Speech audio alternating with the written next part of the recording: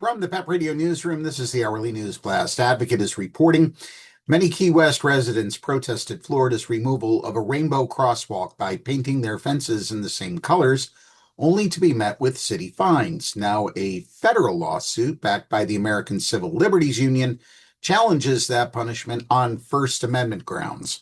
Coley-Sohn and Linda Bagley-Sohn repainted 12 pickets of their Old Town home, inspiring similar protests throughout the city.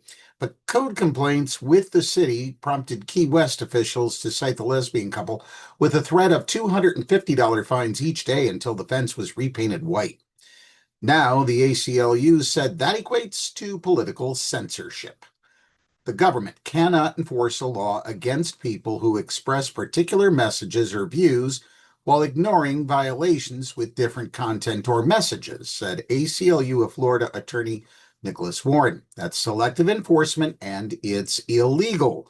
We'll see the city in court. Sohn, a filmmaker whose work has appeared at Sundance, and her wife, painted the stakes after the Key West Commission voted 4-2 to comply with demands from Florida Governor Ron DeSantis to remove all decorated sidewalks. That followed a directive from Transportation Secretary Sean Duffy to remove rainbow crosswalks from disputed claims that they posed public safety risks.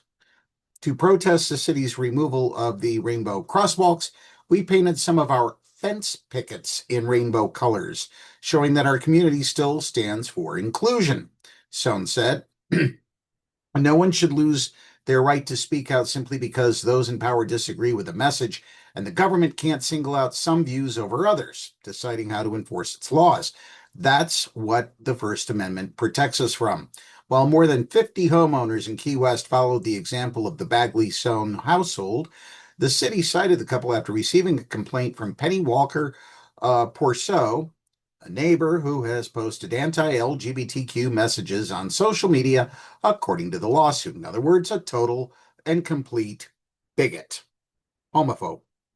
Call it what it is. Sohn and Bagley-Sohn applied to the city in December for a permit to paint the fence pickets rainbow colors, but the city in February determined the display violated the code because the fence was no longer painted in an approved color.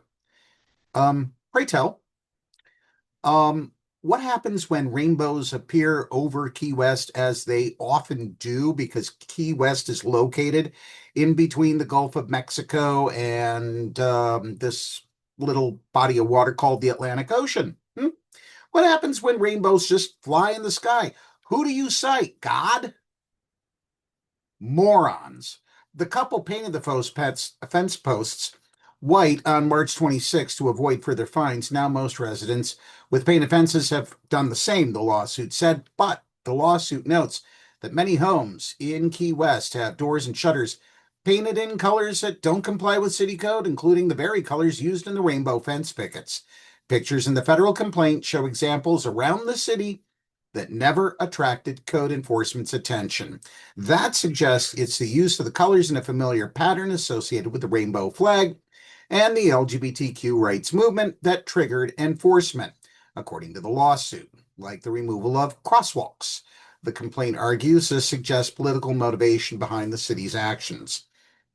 The forced removal of rainbow crosswalks and pride-related street art across the state reveals the threat Florida leaders have unleashed on free expression, allowing anti-LGBTQ plus rhetoric to escalate into censorship as an act of state overreach that should concern everyone, said Samantha Past, ACLU of Florida attorney. The Bagley-Sohn family have bravely and creatively protested the state's attempt to erase LGBTQ plus identities and exercised their First Amendment rights on behalf of their community and the constitutional freedoms that protect us all.